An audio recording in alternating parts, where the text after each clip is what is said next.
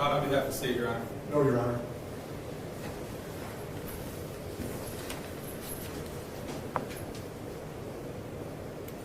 Today is the sentencing of the defendant for the purposeful and intentional murders of Davion Flanagan and Dominic Rousseau. This moment right here sets the tone. The judge isn't talking about an accident. He's calling it purposeful and intentional. That means the law sees this as cold-blooded murder, not a mistake. And in a way, it's the second time their families are gathered again to grieve. It's also a day when Mackenzie's family will grieve for the future of their daughter. All three of these families and the friends of these families are suffering, and all of their lives have been irrevocably changed because of the actions of the defendant. The unintended and collateral consequences of a selfish, intentional, and cruel decision by Mackenzie will ripple forever in time. It's literally changed history because it's ended two lives. Two young men are dead. Their deaths were horrible, terrifying, and tragic. I will say again, if any reasonable person reviews Exhibit 802, there can be no doubt in your mind what happened this night. There can be no doubt of the absolute terror of the two people in that car. She planned it right before turning 18, barely an adult, but making an adult-level, irreversible decision. It's chilling how much thought went into something so destructive. The defendant controlled all the events. She chose the day.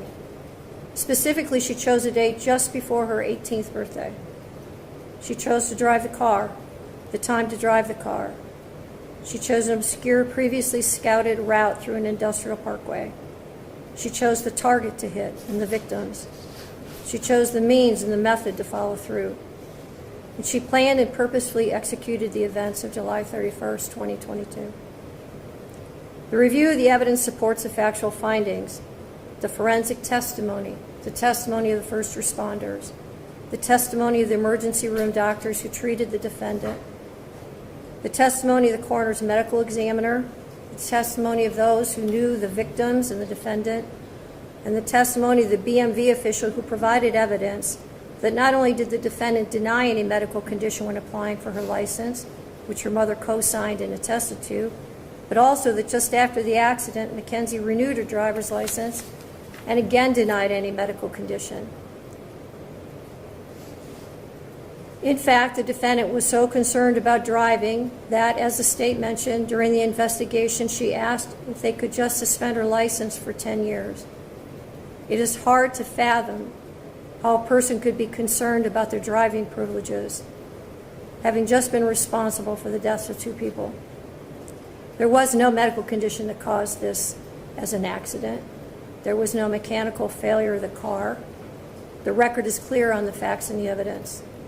Her mother's uncorroborated statements without any medical testimony or records is not persuasive. It is also important to remember that even if Mackenzie intended to also die in this crash, that is irrelevant.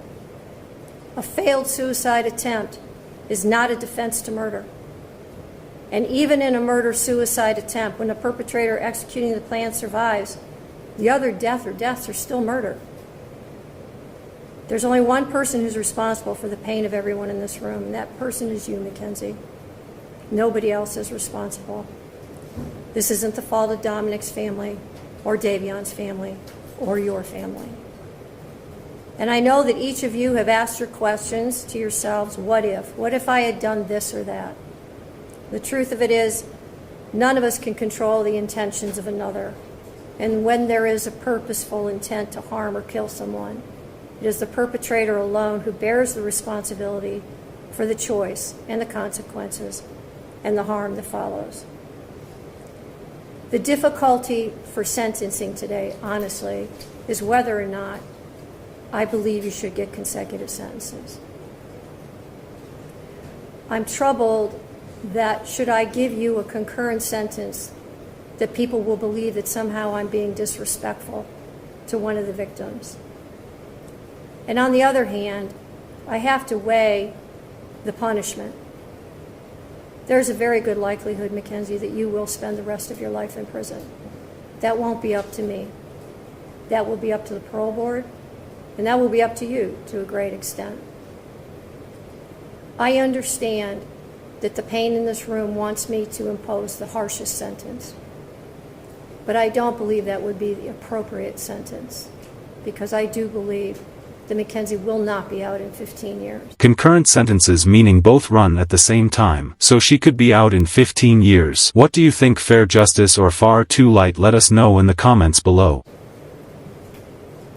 So she's sentenced on count 2, the murder of Davion Flanagan, 15 years to life.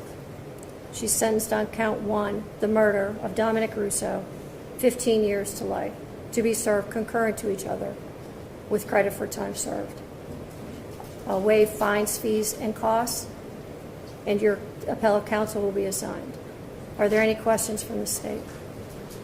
No, Your Honor. Thank you. Any questions? No, Your Honor. All right, thank you.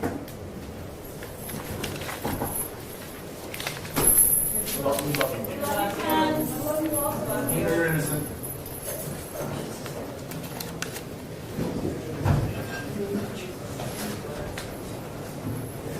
Well,